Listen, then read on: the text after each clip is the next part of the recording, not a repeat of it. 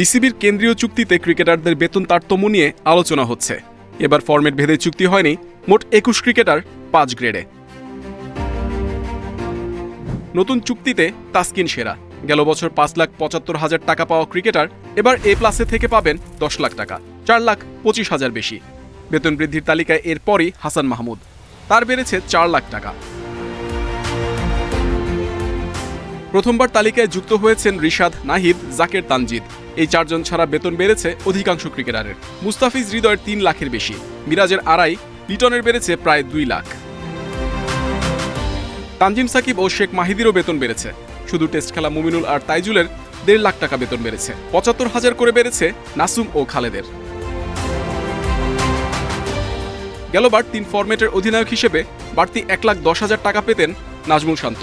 টি-20 নেতৃত্ব ছাড়াই 30,000 টাকা কম ঢুকবে অ্যাকাউন্টে। সম্প্রতি ওয়ানডেতে অবসর নেওয়া মুশফিক বি গ্রেডে যাওয়ায় বেতন কম পাবেন 50,000 টাকা।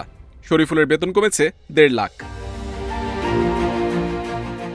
চুক্তি বহির্ভূত ক্রিকেটার কোনো সিরিজের স্কোয়াডে থাকলে ডি গ্রেড অনুযায়ী 1 মাসের বেতন পাবেন। পুরো সিরিজে না থাকলে অর্থের পরিমাণ হবে অর্ধেক। ওয়ানডে থেকে মুশফিকের অবসরের পর মাহমুদুল্লাহ শেষের ইঙ্গিত দিয়েছেন। এতে ওডিআই ফরম্যাট থেকে পঞ্চপাণ্ডব অধ্যায়ের সমাপ্তি হতে যাচ্ছে শিগগিরই।